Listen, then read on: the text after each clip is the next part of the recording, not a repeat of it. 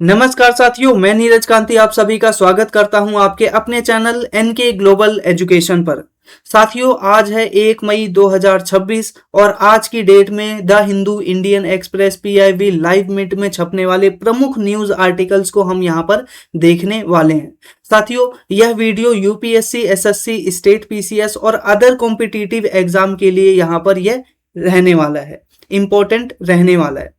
इसी के साथ साथ हम यहाँ पर जो अपना पहला आर्टिकल है वो देखेंगे कास्केडियन सबडक्शन जोन से संबंधित ज्योग्राफी का एक टर्म है, इसको हम यहाँ पर देखेंगे। इसी के साथ साथ अगला आर्टिकल है ह्यूमंस आर स्टिल इवॉल्विंग। जो हमारे साइंटिस्ट हैं उनके माध्यम से जो हमारे जीन होते हैं, डीएनए होती है, उनके ऊपर स्टडी की गई है, जिससे पता चला है कि जो ह्यूमंस है वो आज भी इवॉल्व कर रहे हैं। इसी के साथ जो हमारा अगला आर्टिकल है वह हमें देखने को मिलेगा इंडिया के द्वारा पहला मेथनॉल जो प्लांट है, ग्रीन मेथनॉल प्लांट, उसको गुजरात के अंदर इस्टेब्लिश्ड किया है, जिसके अंतर्गत जो इन्वेजिव स्पीशीज के प्लांट्स होती हैं, वीड्स होते हैं, उन सभी को मरीन फ्यूल के अंदर कन्वर्ट किया जाएगा। इस प्रकार का प्रोजेक्ट हमें यहाँ पर देखने को मिलेगा।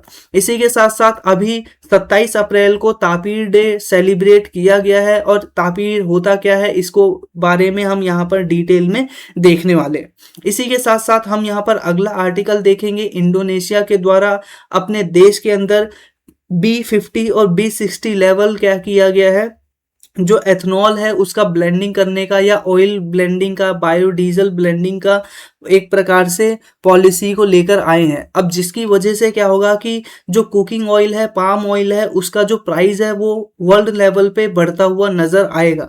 और चूंकि इंडिया जो पाम ऑयल है उसका एक बहुत बड़ा इंपोर्टर कंट्री है, इस वजह से इंडिया के ऊपर जो इम्पैक्ट है और भी ज्यादा बड़ा हमें यहाँ पर देखने को मिलेगा। तो साथियों, हमने यहाँ पर ओवरव्यू ले लिया। अब हम यहाँ पर डिटेल में बात करते हैं वन बाय वन सभी आर्टिकल्स के बारे में। साथियों, हम सभी जानते हैं कि ये है हमारी पृथ्वी और इस पृथ्वी के ऊपर हम देखते हैं कि ये जो पूरा का पूरा पृथ्वी है वो बहुत सारी प्लेट के अंदर डिवाइडेड है। ठीक है, अब ये जितनी भी प्लेट हैं वो आपस में क्या करती हैं, इस प्रकार से आपस में टकराती रहती हैं और ये जो टकराहट है, इसी टकराहट को हम क्या बोलते हैं, प्लेट टेक्टोनिक्स बोलते हैं। और यहाँ पर अभी रिसेंट स्टडी है, उसके अंदर पता चला है कि कास्केडियन जो सबडक्शन जोन है वहां पर इस प्रकार की जो प्लेट टेक्टोनिक्स प्लेट्स हैं वो बेसिकली क्या कर रही हैं, धीरे धीरे क्या कर रही हैं, ब्रेक हो रही हैं। अब यहाँ पर धीरे धीरे ब्रेक हो रही हैं, यही एक प्रकार की स्टडी है। क्यों? क्योंकि हम पहले क्या करते थे, एक स्टडी में माना करते थे कि ये जो पूरा का पूरा टेक्टोनिक्स प्लेट्स होती हैं उनका जो मूवमेंट है, उस मूवमेंट की वजह से क्या होता है, ये आपस में टकराती हैं और टकराने के साथ ही क्या होता है, एक प्रकार से सडन रिएक्शन होता है। ठीक है, सडन रिएक्शन का मतलब अचानक से ये टकराती हैं, जिसकी वजह से बहुत सारी एक्टिविटीज हमें यहाँ पर नजर आती हैं।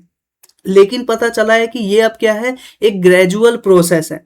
ठीक है, अब यहाँ पर हम देखते हैं कि प्लेट टेक्टोनिक्स क्या होता है वो हमने देख लिया। अब मान लीजिए ये दो प्लेट है, एक तरफ आप ये वाली जो प्लेट देख रहे हो ये ओशनिक प्लेट है। ये कौन सी प्लेट है? ओशनिक प्लेट है। और वहीं पर ये जो दूसरी तरफ आप देख रहे हो इसको हम बोलेंगे कॉन्टिनेंटल प्लेट। यहाँ पर आप इमेज के अंदर भी इस चीज को देख सकते हो। ये क्या है, ओशनिक क्रस्ट के ऊपर है, इस वजह से ओशनिक प्लेट। और ये क्या है, कॉन्टिनेंट के क्रस्ट के ऊपर बनी हुई है, इस वजह से इसको बोलते हैं कॉन्टिनेंटल क्रस्ट या फिर प्लेट। अब यहाँ पर क्या होता है कि जो ओशनिक प्लेट होती है वो क्या होती है, भारी होती है, और जो कॉन्टिनेंटल प्लेट होती है वो क्या होती है, हल्की होती है। ये आप ध्यान में रखिएगा।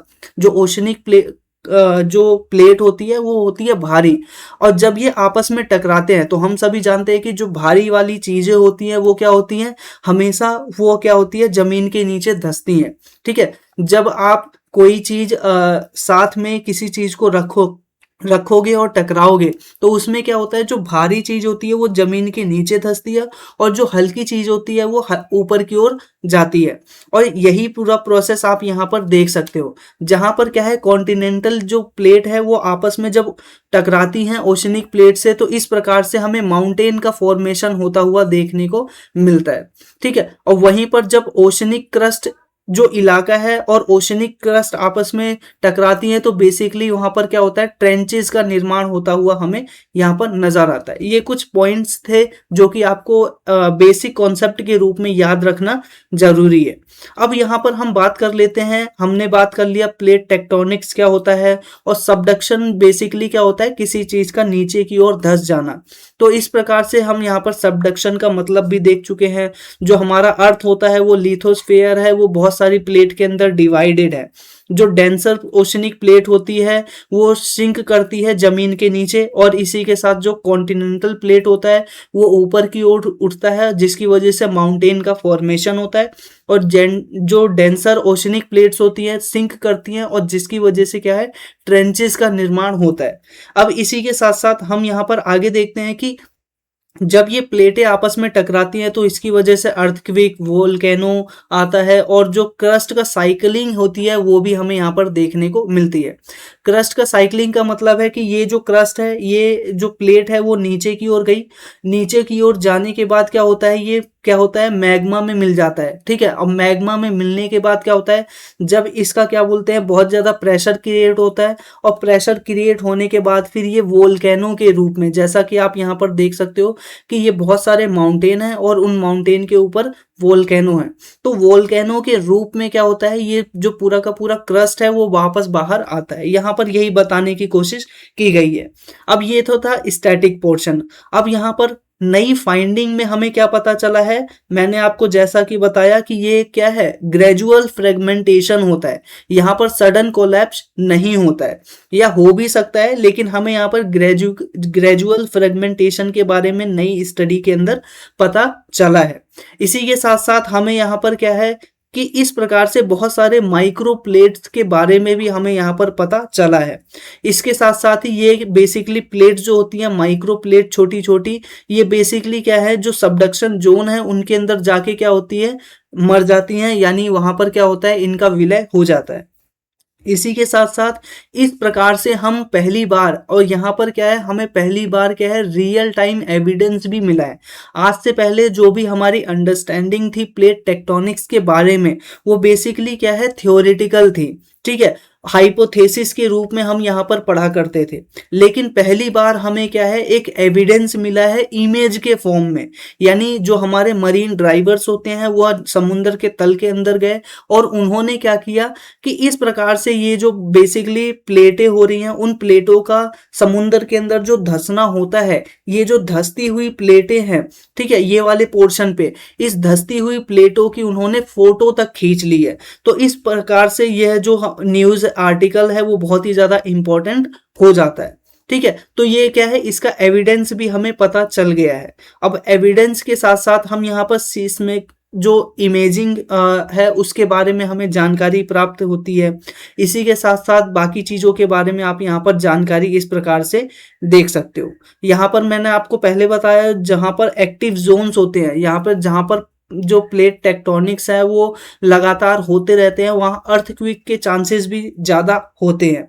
इसी के साथ साथ यहाँ पर जो क्वाइट जोन होते हैं, वहाँ पर क्या होता है कि जो इस फ्रेगमेंटेड और सेपरेटेड हमें यहाँ पर क्या है, एक प्रकार से प्लेट्स होती है, वो हमें यहाँ पर देखने को मिलता है। अब ये सबडक्शन होता ही क्यों है, हम यहाँ पर एक चीजें देखते हैं। तो सबसे पहला इसका कारण बताया जाता है ग्रेविटी की वजह से।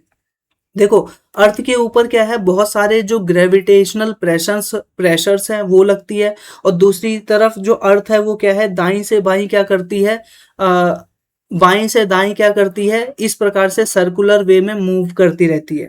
तो इसी के साथ साथ क्या होता है, प्लेट के मोशंस होते हैं, और जब प्लेट के मोशंस होते हैं इसकी वजह से क्या होता है, ये जो बेसिकली सबडक्शन जोन है या प्लेट टेक्टोनिक्स है वो होता है। अब इसके साथ एक और चीज जोड़ लीजिएगा, बेसिकली हमारा जो पूरा का पूरा अर्थ है, अगर उस अर्थ का पूरा आप कोन बनाओगे तो बीच में क्या है, ये वाला जो पोर्शन आपको नजर आता है, यहाँ पर क्या है, पूरा का पूरा मैग्मा है, और मैग्मा लिक्विड फॉर्म में होता है, और लिक्विड फॉर्म के ऊपर आप यहाँ पर देखेंगे कि बहुत सारी क्या बोलते हैं पत्थरों की लेयर्स है। अब लिक्विड के ऊपर अगर कोई चीज खड़ी है तो बेसिकली वो क्या है, तैरेगी भी। तो इस आधार पर हमें देखने को मिलता है कि ये जितनी भी प्लेटें हैं वो क्या है, तैरती हुई नजर आती हैं। इस वजह से भी क्या है, सबडक्शन जोन का निर्माण होता है और प्लेट टेक्टोनिक्स जैसी जो घटनाएं हैं वो हमें यहाँ पर देखने को मिलती है। इसी के साथ साथ सिग्निफिकेंस क्या है, तो ये एक प्रकार से कैटास्ट्रोफिक कोलैप्स और ग्रेजुअल डीके मॉडल का हमें यहाँ पर पता चलता है। पहले हम बोलते थे कि ये कैटास्ट्रोफिक होता है, अचानक घटनाएं घटती हैं, लेकिन अब क्या है, ग्रेजुअल एक प्रकार से प्रोसेस है, ये हमें पता चलता है। इससे हमें क्या है, जो हमारे प्लेट टेक्टोनिक्स हैं, ठीक है, जो हमारी प्लेट्स हैं उनके बर्थ, इवोल्यूशन और डेथ यानी सबडक्शन के बारे में हमें यहाँ पर उनके बारे में पता चलता है। अब यहाँ पर अर्थविक हैजार्ड, हम यहाँ पर बाकी चीजों को आप यहाँ पर देख सकते हो और यहाँ पर ब्रॉडर रिलेवेंस इस आर्टिकल को आप यहाँ पर देख सकते हो। ठीक है, ये पूरा का पूरा जो अर्थ का क्रस्ट है और वोल्केनिक एक्टिविटीज है और अर्थक्विक एक्टिविटीज हैं, उन सभी का स्टडी करने में यहाँ पर महत्वपूर्ण भूमिका निभाता है। ठीक है, तो ये हमने पहला आर्टिकल पूरा डिटेल में देख लिया। अब हम बात करते हैं अपने सेकंड आर्टिकल को। साथियों, सेकंड आर्टिकल में बढ़ने से पहले अगर आप इस पूरे के पूरे आर्टिकल्स की पीडीएफ प्राप्त करना चाहते हो फ्री ऑफ कॉस्ट, तो सिंपल सा आप NK global education Telegram channel पर जाकर इसको डाउनलोड कर सकते हो। ठीक है, यहाँ पर आप टेलीग्राम बेसिकली क्या है, यहाँ पर आप देख सकते हो ये हमारा जो टेलीग्राम बेसिकली आईडी है, आप इस टेलीग्राम आईडी पे जाकर कांटेक्ट कर सकते हो। ठीक है, यहाँ पर नीरज कांति नाम से टेलीग्राम बेसिकली यहाँ पर आईडी होगी, इसके ऊपर आप कांटेक्ट कर सकते हो। और दूसरी बात, एनके ग्लोबल एजुकेशन नाम से ही टेलीग्राम चैनल भी है, और इस चैनल पर जाकर आप क्या है, सब्सक्राइब कर सकते हो या फिर ज्वाइन कर सकते हो, जिससे कि आपको रेगुलर बेस पर जो पीडीएफ्स हैं वो प्राप्त होती रहे। इसी के साथ आपके लिए इंफॉर्मेशन, यहाँ पर आपको करंट अफेयर का वन स्टॉप सॉल्यूशन मिलेगा, जिसके अंदर आपको daily current affair, weekly current affair, monthly current affair और पूरे साल भर का करंट अफेयर का जो मैगजीन है, बुकलेट फॉर्म पीडीएफ के अंदर आपको यहाँ पर प्राप्त होने वाला है, सिर्फ और सिर्फ 299 रुपीज में। ठीक है, तो आप इस ग्रुप से ज्वाइन करने के लिए सिंपल सा जो फोन नंबर दिया गया है इसके ऊपर आप व्हाट्सएप मैसेज कर सकते हैं। अब हम यहाँ पर वापस लौटते हैं अपने आर्टिकल की तरफ, जो कि हमारा दूसरा आर्टिकल है। इसमें बेसिकली यहाँ पर बात की गई है कि लगभग 10,000 साल तक का जो डीएनए स्टडी हुई, बेसिकली अभी जो डीएनए स्टडी हुई है उसके आधार पर हमें अभी पता चला है कि लगभग 10,000 साल से लेकर अभी जो ह्यूमंस है उनका लगातार इवोल्यूशन चलता आ रहा है। ठीक है, तो ये बेसिकली क्या है, एक मेजर डिस्कवरी हमें यहाँ पर देखने को मिलती है। साथियों, अब हम यहाँ पर बात करते हैं कि ये जो बेसिकली स्टडी किस बिहाफ पर हुई है। ये स्टडी हुई है डीएनए के बिहाफ पर, डीएनए के साथ साथ जीन के बिहाफ पर, और जीन के साथ साथ जीनोमिक स्टडी के आधार पर। जब जीन की स्टडी की जाती है उसी को ही बोला जाता है जीनोम स्टडी। अब यहाँ पर आइए डिटेल में इमेज के थ्रू देख लेते हैं कि ये बेसिकली है क्या। मान लीजिए एक मानव है, मानव यानी बेसिकली ह्यूमन। ठीक है, ये एक प्रकार का ह्यूमन है। अब ये ह्यूमन क्या है, बेसिकली इसकी जितने भी बॉडी पार्ट्स हैं वो सभी किससे बने हुए हैं, सेल से बने हुए हैं। अब ये जो सेल है, इस सेल के अंदर आपको एक न्यूक्लियस देखने को मिलेगा यहाँ बीचों बीच में। ठीक है, अब इस न्यूक्लियस के अंदर भी आपको एक छोटा सा पोर्शन मिलेगा। इस छोटे से पोर्शन के अंदर क्या है, बहुत लाखों करोड़ों अरबों खरबों क्या है, क्रोमोसोम्स नजर आएंगे। ठीक है, न्यूक्लियस होगा और न्यूक्लियस के अंदर खरबों क्रोमोसोम्स होंगे, और ये जो एक क्रोमोसोम है, ठीक है, वो एक क्रोमोसोम है बेसिकली क्या है, थ्रेड लाइक स्ट्रक्चर होता है। ठीक है, जैसा कि आप यहाँ पर धागा निकलता हुआ देख सकते हो, तो ये एक क्या है, बहुत सारा धागे से गुथा हुआ पूरा का पूरा स्ट्रक्चर है। अगर आप इस धागे को ऐसे और खोलोगे तो यहाँ पर क्या है, इस प्रकार का स्ट्रक्चर निकलेगा। अब यहाँ पर जो ये मोटी लेयर दिख रही है आपको, इसी को बोला जाता है डीएनए। ठीक है, यहाँ पर क्या होता है, इस पूरे के पूरे एरिया को बोला जाता है डीएनए।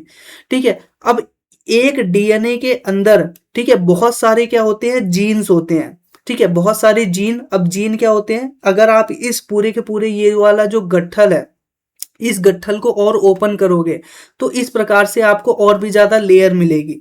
अब ये जो पूरी की पूरी लगातार रस्सियाँ लेयर दिख रही हैं, इसको अगर आप और खोलोगे तो आपको इस प्रकार से इस पूरे के पूरे एरिया में यहाँ पर इतना प्रकार के स्ट्रक्चर मिलने वाले हैं। अब यहाँ पर क्या है, न्यूक्लियोटाइड हमें देखने को मिलते हैं। ये न्यूक्लियोटाइड का मतलब होता है जो न्यूक्लियस होते हैं उसके बहुत सारे क्या है पेयर देखने को मिलते हैं। अब यही जो पेयर्स हैं यानी जोड़े हैं, यही हमारी पूरी की पूरी बॉडी स्ट्रक्चर को यहाँ पर डिफाइन करते हैं। ठीक है, यहाँ पे ही हम क्या है, इसका जो फॉर्मेशन है, जो प्रोटीन होता है उनके सिंथेसिस के माध्यम से होता है। और इसी प्रोटीन बेसिकली ये जो पूरा का पूरा डीएनए का इलाका है, यहीं से हमें पता चलता है कि जो कोई इंडिविजुअल है उसके बाल कैसे होंगे, उसके आंखों का कलर क्या होगा, बॉडी का स्ट्रक्चर क्या होगा, मसल क्या होगा, ये सब कुछ इसी से ही डिसाइड होता है। तो मेजरली आप यहाँ पर समझ गए होंगे कि यहाँ पर हुआ क्या है। यहाँ पर जो हमारे साइंटिस्ट हैं उन्होंने इसकी स्टडी की है, जिससे पता चलता है कि ह्यूमन का इवोल्यूशन है वो आज भी लगातार जारी है। हमने देख लिया कि डीएनए क्या है, ये एक प्रकार का हेरिडेटरी मटेरियल्स है जो कि किसी भी लिविंग ऑर्गेनिज्म के अंदर हमें देखने को मिलता है।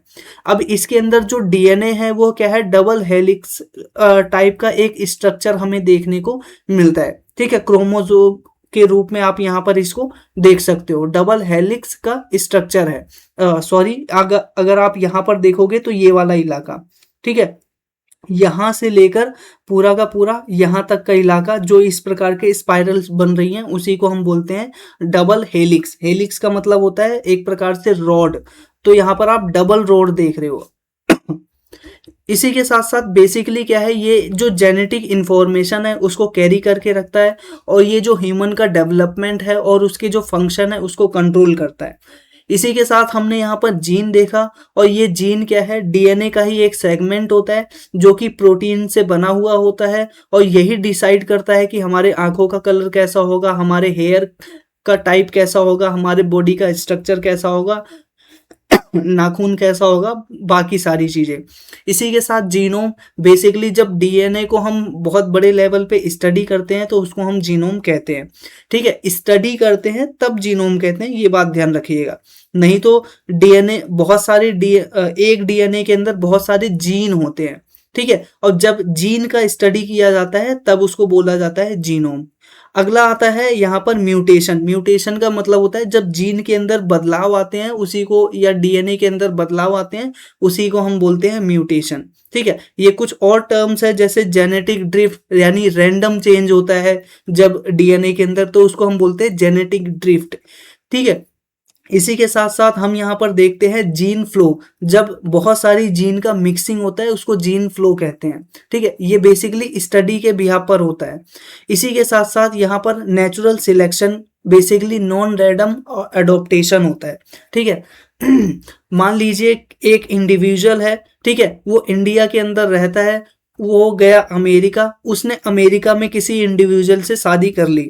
ठीक है, अब जो अमेरिकन बेसिकली वो इंडिविजुअल है उसके जीन और जो इंडियन इंडिविजुअल है उसके जीन आपस में बेसिकली क्या हो जाएंगे, कंबाइंड हो जाएंगे। ठीक है, बेसिकली क्या है, अब जो उसके ऑफशूट्स होंगे, मतलब उनके डीएनए कंबाइंड नहीं होंगे, यानी उनका जो सन या फिर डॉटर होगा या फिर उनका जो चाइल्ड होगा, ठीक है, उनके चाइल्ड का जो डीएनए है वो क्या अमेरिकन और इंडियन दोनों टाइप की कैपेबिलिटी रखेगा। इसी को बोला जाता है नॉन रैंडम एडॉप्टेशन। ठीक है, इसी के साथ साथ यहाँ जीन फ्लो या जीन मिक्सिंग भी आप इसको यहाँ पर कह सकते हो। ठीक है, तो इसी के साथ साथ यहाँ पर फाइंडिंग में हमें पता चलता है कि ह्यूमन का इवोल्यूशन लगातार जारी है। इसी के साथ साथ जीन चेंज आइडेंटिफाइड यहाँ पर हमें देखने को मिल रही है, स्किन कलर बाकी चीजें। फिर इसी के साथ साथ इसके अंदर एक बात का पता चला है कि एग्रीकल्चर का इसके अंदर रोल बहुत बड़ा है। ठीक है, ये एक इंपॉर्टेंट प्रश्न है। ठीक है, यहाँ से आपसे पूछ लेगा कि क्या एग्रीकल्चर का भी रोल इसके अंदर है, तो नॉर्मल सी बात है। छोटी सी छोटी इस चीज का जो हमारे जीन्स होते हैं उनके डेवलपमेंट के अंदर रोल होता है। फॉर एग्जाम्पल, एक एरिया है उसका एयर पोल्यूशन कितना है, ठीक है। एक एरिया है, उस एरिया के अंदर फूड हैबिट किस प्रकार के हैं, एक एरिया है, उस एरिया का क्लाइमेट किस प्रकार का है, ठीक है। और बाकी चीजें ये क्या है, मैटर करती हैं। एग्रीकल्चर किस प्रकार का है वो भी मैटर करता है, ठीक है। क्यों? क्योंकि जो हमारे डाइटरी जो हैबिट्स हैं, फिर उसके साथ साथ यहाँ पर क्या है, ये सारे के सारे इन्फ्लुएंस करते हैं हमारे क्या बोलते हैं, जीन को। और मैंने आपको बताया कि ये प्रोटीन सिंथेसिस या प्रोटीन के माध्यम से ही हमारे जो जीन का डेवलपमेंट होता है, इस आधार पर ये कहा जा सकता है। बेसिकली आज ये पूरा का पूरा चेंज हो क्यों रहा है? नॉर्मल सी बात है, एनवायरनमेंट चेंज हो रहा है, अर्बनाइजेशन लगातार बढ़ता जा रहा है, हमारे मेडिकल फैसिलिटी और टेक्नोलॉजिकल इंफ्रास्ट्रक्चर बढ़ता जा रहा है, जिसकी वजह से हम जो दवाइयाँ खाते हैं टेक्नोलॉजी के बेसिकली हम यहाँ पर संपर्क में हैं, तो उससे क्या है, जो हमारे जीन है उनके अंदर भी कहीं ना कहीं प्रभाव पड़ता रहता है, ठीक है। बहुत स्मॉल अमाउंट में होता है जो हमें पता नहीं चलता है, ठीक है। और क्लाइमेटिक प्रेशर तो हमें यहाँ पर देखने को मिलता है। फॉर एग्जाम्पल, रेगुलर बेस पे कोई दवाई खाता है तो उसकी जो दवाइयाँ हैं उनकी वजह से उसके जीन के अंदर भी बहुत माइनर लेवल पे क्या है, चेंजेस होते रहते हैं।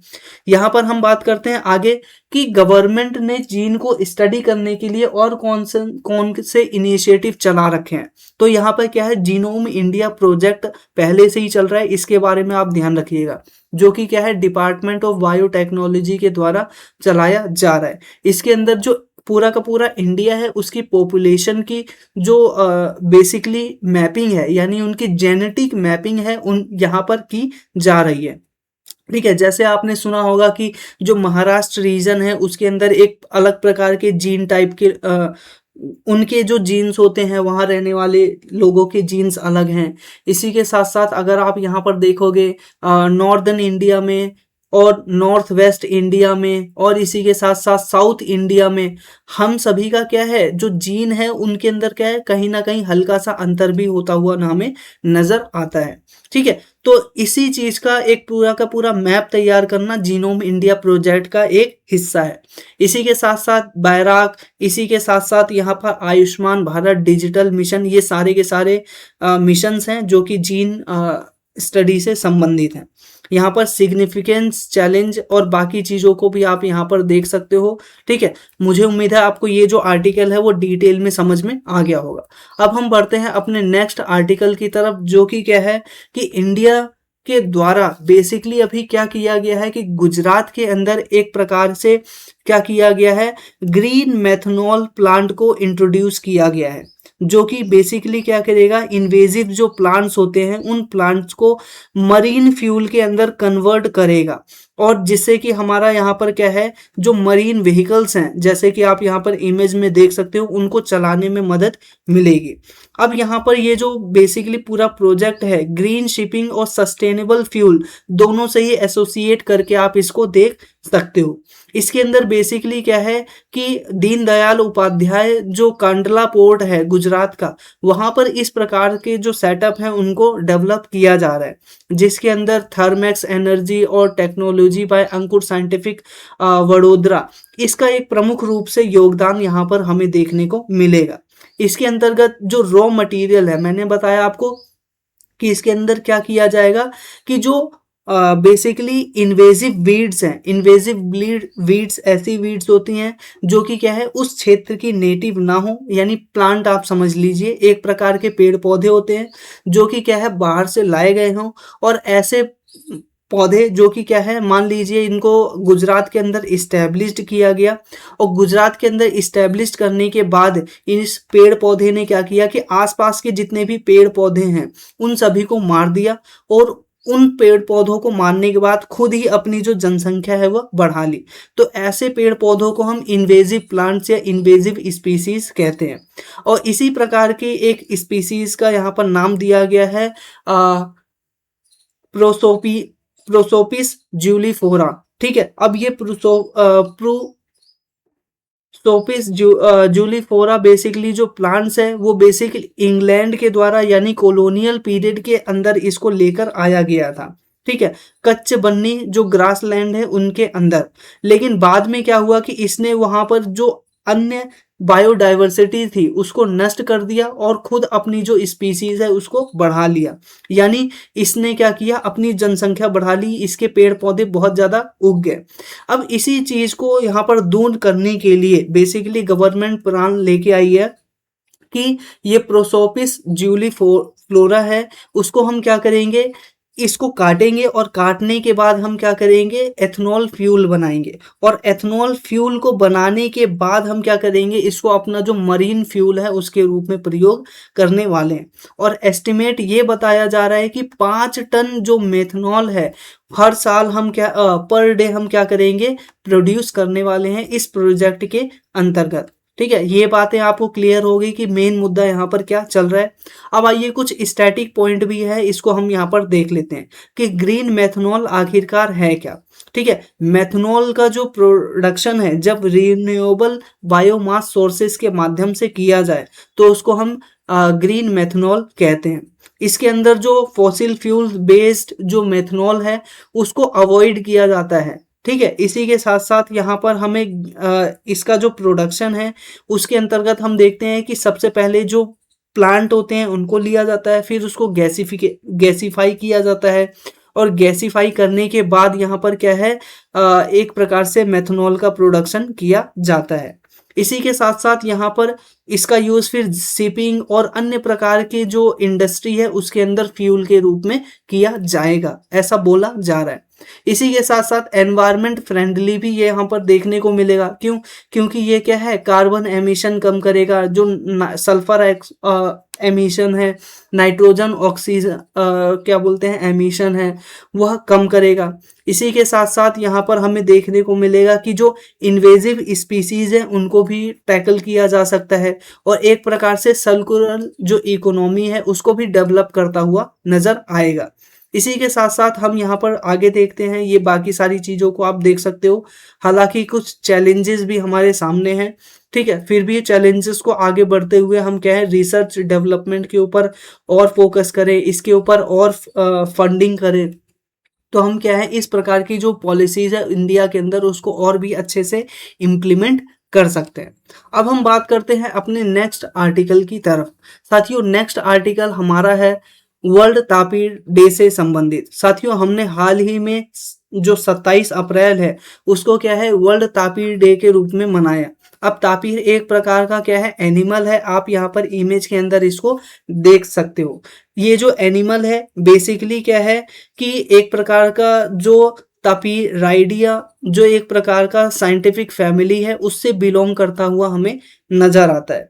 ठीक है, अब ये बेसिकली क्या है, शॉर्ट ट्रंक टाइप का इसका स्नोट होता है, यानी इसकी जो नाक होती है आप यहाँ पर देखोगे कि एक प्रकार से ट्रंक टाइप का होगा। ठीक है, हल्का सा क्या बोलते हैं, एक प्रकार सा आगे की ओर निकला हुआ। इसी के साथ साथ थिक बॉडी यहाँ पर आपको इसकी देखने को मिलेगी। ठीक है, बॉडी लार्ज होगी और इसी के साथ पिग यानी सुअर जैसा इसका पूरा का पूरा क्या है, शरीर आपको नजर आएगा।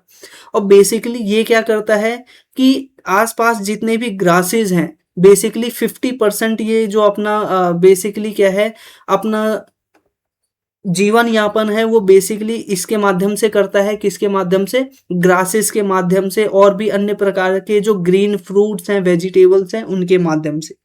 इसी वजह से इसको लिविंग फॉसिल्स के नाम से भी जाना जाता है। ठीक है, इसी के साथ साथ अगर हम तापीर की बात करें तो ये वर्ल्ड के अंदर इनकी 4 प्रजाति यानी 4 स्पीसीज हमें यहाँ पर देखने को मिलती है। ये आप जरूर ध्यान रखिएगा कि कौन सी स्पीसीज कहाँ पर पाई जाती है और इनका बेसिकली क्या है, IUCN स्टेटस क्या है। ठीक है, अगर हम बात करें सबसे पहला जो टाइप है या स्पीसीज है वो ब्राजीलियन तापीर है। अब Brazilian tapir basically south America के अंदर पाया जाता है। फिर उसके बाद बायर्ड तापीर जो कि सेंट्रल अमेरिका के अंदर पाया जाता है। माउंटेन तापीर एंडीज रीजन के अंदर पाया जाता है। Malayan tapir basically south east Asia के अंदर पाया जाता है। तो आपसे एग्जाम में पूछा जा सकता है कि ये जो तापीर है वो कौन कौन से कॉन्टिनेंट में पाए जाते हैं। ठीक है, एक तो south America, central America Andes mountain यानी साउथ अमेरिका में ही, इसी के साथ साथ यहाँ पर साउथ ईस्ट एशिया के अंदर भी ये पाया जाता है। तो आपसे पूछा जा सकता है क्या यूरोप में भी पाया जाता है, तो यूरोप तो अभी हमने नहीं पढ़ा। इसी के साथ साथ क्या ये बेसिकली क्या है, रशिया के इलाका या ऑस्ट्रेलिया जो महाद्वीप है उसके अंदर पाया जाता है, तो नहीं, ऑस्ट्रेलिया में भी हमने नहीं देखा। अटलांटिक और अंटार्कटिका में तो ये हो ही नहीं सकते। तो ध्यान रखना है आपको कि ये यूरोप, ऑस्ट्रेलिया के अंदर नहीं पाए जाते हैं। इसी के साथ साथ यहाँ पर हमें देखने को मिलता है कि ये जो बेसिकली आप देख रहे हो ब्राजीलियन तापीर, यहाँ पर इसका जो IUCN स्टेटस हमें यहाँ पर देखने को मिलता है वो वल्नरेबल देखने को मिलता है। इसको आप यहाँ पर ध्यान रखिएगा, ये बेसिकली वल्नरेबल है। अदरवाइज बाकी जो तापीर की प्रजातियां हैं, चाहे वो बैराद हो, माउंटेन तापीर हो और मलाया तापीर हो, ये बेसिकली क्या है, इंडेंजर्ड के अंदर रखी गई हैं। तो इस बात को आप ध्यान में रखिएगा, बाकी सभी इंडेंजर्ड है। बेसिकली जो ब्राजीलियन तापीर है वो क्या है, वल्नरेबल कैटेगरी के अंदर हमें देखने को मिलती है। अगर हम इसके हैबिटाट की बात करें तो हमें देखने को मिलता है कि ट्रॉपिकल रेन फॉरेस्ट के अंदर ज़्यादा पाए जाते हैं, जहाँ पर ग्रास लैंड और वेटलैंड यहाँ पर हो। इसी के साथ साथ यहाँ पर क्या है कि ये basically gardener of the forest के रूप में देखे जाते हैं, क्योंकि मैंने आपको बताया कि ये पूरी तरह से क्या है, जो फ्रूट्स हैं, वेजिटेबल्स हैं और ग्रासेस हैं उनके ऊपर निर्भर होते हैं। इसी के साथ साथ इनकी कैरेक्टरिस्टिक्स क्या है, ये नॉकटर्नल है, ठीक है। और यहाँ पर सोलिटरी, यहाँ पर इनका जो एक प्रकार से कैरेक्टरिस्टिक्स है वो हमें यहाँ पर नजर आता है। इसी के साथ ये एक प्रकार के अच्छे स्विमर भी होते हैं, ये भी आपको ध्यान में रखना है। ये पानी में भी अच्छा तैर सकते हैं, क्योंकि हम यहाँ पर क्या देख रहे हैं कि ये कहाँ पाए जा रहे हैं, वेटलैंड के अंदर पाए जाते हैं। अब वेटलैंड के अंदर पाए जाते हैं तो नॉर्मल सी बात है, ये स्विमिंग भी हल्का फुल्का करना जानते होंगे। इसी के साथ साथ ये लीव्स, पत्तों पर, फ्रूट्स पे और एक्वेटिक जो वेजिटेशंस हैं उनके ऊपर निर्भर होते हैं। इसी के साथ साथ यहाँ पर सभी तापीर की प्रजातियों को इंडेंजर्ड के अंदर रखा गया है, ठीक है। लेकिन हमें यहाँ पर देखने को मिलता है बाकी सभी चीजें, यहाँ पर बोला जाता है मलायन तापीर इंडेंजर्ड और बाकी तापीर को इंडेंजर्ड में ही रखा गया है। मैंने आपको बस बताया कि जो ब्राजीलियन तापीर है वो वल्नरेबल कैटेगरी के अंदर हमें यहाँ पर देखने को मिलता है, ठीक है। इसी के साथ साथ हमें यहाँ पर थ्रेटेंड देखने को मिलते हैं कि इनका हैबिटेट लॉस किया जा रहा है, लगातार डिफोरेस्टेशन किया जा रहा है, एग्रीकल्चर एक्सपेंशन किया जा रहा है, जिसकी वजह से ये जहाँ पर रहते हैं उस एरिया में कमी हो रही है। इसी के साथ इनकी हंटिंग भी की जा रही है, शिकार किया जाता है इनके मीट के लिए और ट्रेडिशनल यूज के लिए। ह्यूमन वाइल्ड लाइफ कॉन्फ्लिक्ट और क्लाइमेट चेंज इनके सामने क्या है, मेजर रूप से थ्रेट हमें यहाँ पर देखने को मिलते हैं। इसी के साथ साथ यहाँ पर क्या है, वर्ल्ड लाइफ फंड और जियोलॉजिकल इंस्टीट्यूशंस के थ्रू इनको क्या किया है, कंजर्वेशन स्टेटस भी प्रदान किया गया है, ठीक है। इसी के साथ साथ यहाँ पर आपको ध्यान में रखना है सबसे इम्पोर्टेंट बात, क्या ये इंडिया में पाए जाते हैं, तो नहीं, ये इंडिया में नहीं पाए जाते हैं। तापीर इंडिया के अंदर नहीं पाए जाते हैं, ये आपको ध्यान में रखना है, ठीक है। कंक्लूजन के रूप में आप बाकी सारे पॉइंट को यहाँ पर देख सकते हो। अगला हमारा जो आर्टिकल है वह लास्ट आर्टिकल है, वह क्या है कि इंडोनेशिया के द्वारा अपनी नई बायोफ्यूल पॉलिसी को लॉन्च किया गया, जिसके अंतर्गत वो अपना देश के अंदर जो बायोफ्यूल है उसके अंदर ब्लेंडिंग का जो परसेंटेज है उसको इंक्रीज करके 50% करने वाले हैं। अब अगर ये 50% कर देते हैं और ये बायोफ्यूल बेसिकली पाम ऑयल से प्रोड्यूस करने वाले हैं, तो नॉर्मल सी बात है, पाम ऑयल का जो पहले यूज किया जाता था ऑयल बनाने में, अब उसका बायोफ्यूल बनाने में यूज किया जाएगा, तो इसकी शॉर्टेज होगी तो ग्लोबल लेवल पे इनकी जो बेसिकली डिमांड है वो इंक्रीज, सप्लाई है वो क्या है, कम हो जाएगी, और जो डिमांड है वो बढ़ जाएगी। और डिमांड बढ़ेगी तो इससे क्या होगा, प्राइस भी बढ़ता हुआ नजर आएगा। अब प्राइस बढ़ता हुआ नजर आएगा तो इंडिया के लिए एक बहुत बड़ी प्रॉब्लम होगी, क्योंकि India one of the largest importer है पाम ऑयल का। ठीक है। अब यही सबसे बड़ी चिंता है इंडिया की, अब इस सिचुएशन को किस प्रकार से टैकल किया जाए। ठीक है, अब यहाँ पर आपको ध्यान में रखना है कि इंडोनेशिया वर्ल्ड का लार्जेस्ट प्रोड्यूसर है पाम ऑयल का। पाम ऑयल का यूज़ बेसिकली हम कुकिंग के लिए यूज़ करते हैं। प्रोसेस्ड जो फूड्स होते हैं, यानी जो आप चिप्स वगैरह खाते हो, उनको बनाने के लिए भी इन्हीं ऑयल का यूज़ किया जाता है। इसी के साथ साथ इंडस्ट्रियल प्रोडक्ट में भी इनका यूज़ बड़े पैमाने पर हमें यहाँ पर देखने को मिलता है। साथियों, यहाँ पर क्या है, जो कुकिंग ऑयल के रूप में कुकिंग जो बेसिकली प्रोडक्ट्स हैं या प्रोसेस्ड फूड हैं, उनके रूप में भी आप ऐसा समझ सकते हो। आपने मोमोज के साथ कभी उसका वाइट वाला क्या बोलते हैं, मियोनीज खाया होगा। जो मियोनीज है वो पूरी तरह से पाम ऑयल से ही बनता है, जो कि क्या है, हेल्थ के लिए बहुत ही ज़्यादा खराब है। हालांकि ये सिर्फ जानकारी के लिए थी तो वो बता दिया गया। अब हम यहाँ पर आगे देख लेते हैं कि यहाँ पर बायोफ्यूल पॉलिसी को इंडोनेशिया किस प्रकार से लेकर आया है। बेसिकली अभी तक वो 35% किया करता था, लेकिन अब वो क्या कह रहा है कि हम क्या करेंगे, 50 से 60% करेंगे, जिसकी वजह से पाम ऑयल का जो प्राइस है वो इंक्रीज होता हुआ नजर आएगा। इसी के साथ साथ मार्केट लेवल पे क्या है, एक्सपोर्ट के अंदर कमी आएगी, जो प्राइस है वो इंक्रीज हो जाएगा, इन्फ्लेशन वो है बढ़ता हुआ नजर आएगा। ठीक है, इसी के साथ साथ इंडिया बहुत ज़्यादा वल्नरेबल इस वजह से भी हो जाता है क्योंकि हम हाईएस्ट इम्पोर्ट डिपेंडेंस हैं यहाँ पर। ठीक है, हम बहुत बड़े पैमाने पर जो ये पाम ऑयल है वो क्या है, इंडोनेशिया से ही मंगाते हैं। और डोमेस्टिक लेवल पे हमारा जो पाम ऑयल का प्रोडक्शन होता है, लेकिन वो बहुत ही ज़्यादा मिनिमम है, बहुत ही ज़्यादा कम है, नाम मात्र का। इसी के साथ साथ डाइटरी डिपेंडेंस भी हम यहाँ पर हम देख सकते हैं।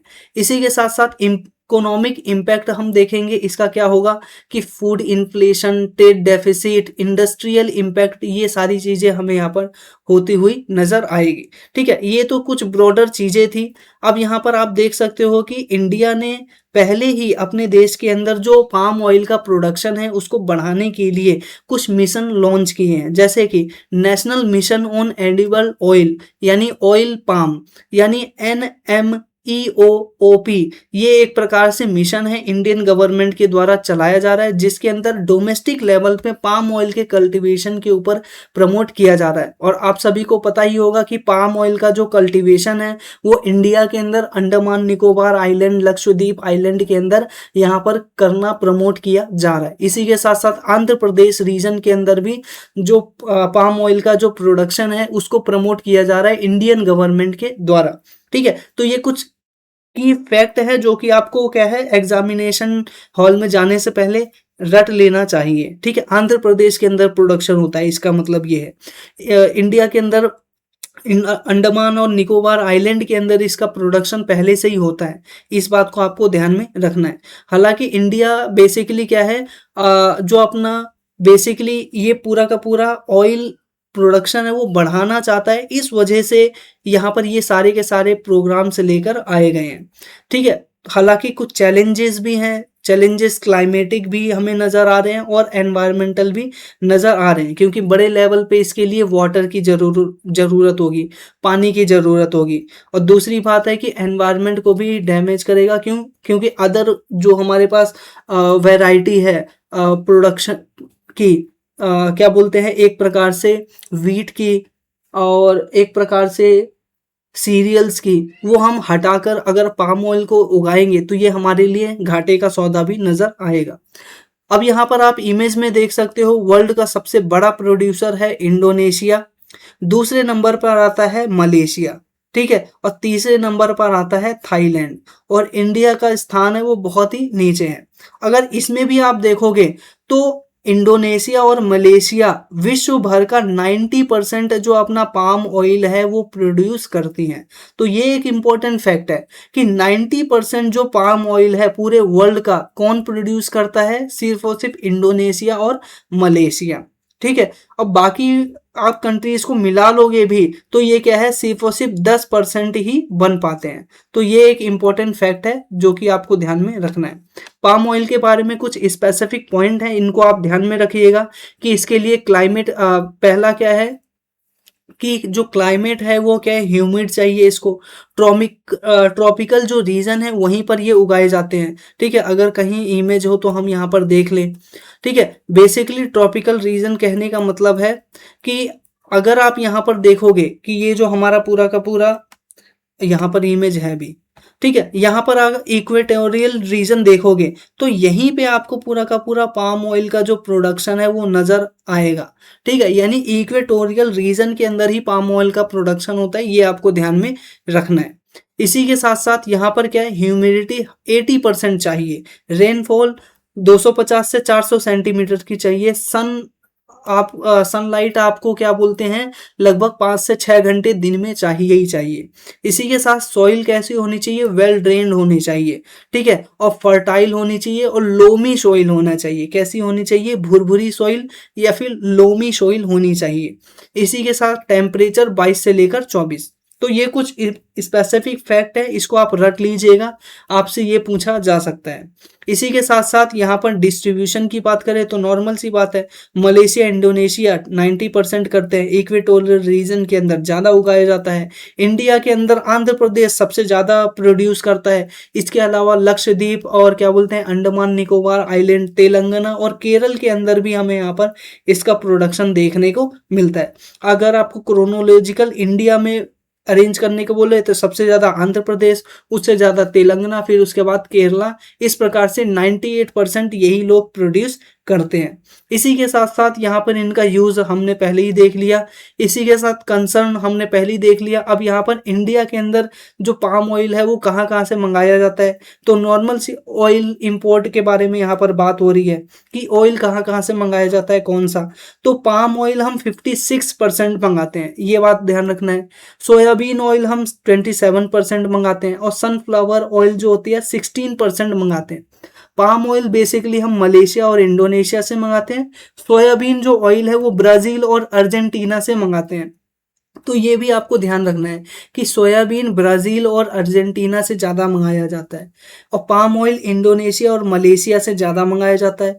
और सनफ्लावर रशिया, रोमानिया और टर्की से यहाँ से ज़्यादा मंगाया जाता है। और सनफ्लावर बेसिकली आप ऐसे भी याद रख सकते हैं, सिर्फ याद करने के लिए बता रहा हूँ कि सन कहाँ कहाँ पर क्या है, बेसिकली बहुत कम दिखता है। नॉर्मल सी बात है, रशिया के अंदर, टर्की के अंदर, रोमानिया के अंदर यहाँ सनलाइट बहुत कम आती है। अब कम आने की वजह से भी आप यहाँ पर देख सकते हो कि एक प्रकार से मान सकते हो कि सनफ्लावर का प्रोडक्शन यहाँ पर ज़्यादा हो रहा है और इस वजह से हम यहाँ से ज़्यादा मंगाते हैं। अब नेशनल मिशंस भी हमने यहाँ पर पहले से ही लॉन्च कर रखे हैं, आप इसको यहाँ पर देख सकते हो कि 2021-22 के अंदर हमने बेसिकली ये क्या बोलते हैं गोल बनाया था कि हम अपने देश के अंदर जो इसका प्रोडक्शन है वो क्या बोलते हैं 20% से बढ़ा देंगे 80% तक। यानी पाम ऑयल और ऑयल का प्रोडक्शन हम अपने देश के अंदर ही करने वाले हैं, ये सारा का सारा टारगेट हमने रखा हुआ था। तो हमने यहाँ पर पूरा का पूरा जो आर्टिकल है उसको डिटेल में देख लिया है। साथियों, इस प्रकार आप मंथली मैगजीन को प्राप्त करने के लिए, इसी प्रकार से डेली बेस पर करंट अफेयर प्राप्त करने के लिए जो आप NK global education Telegram channel है, आप सर्च करेंगे टेलीग्राम पे तो आपको मिल जाएगा। वहां पर जाकर आप पीडीएफ को डाउनलोड कर सकते हो फ्री ऑफ कॉस्ट, ये वाली पीडीएफ भी।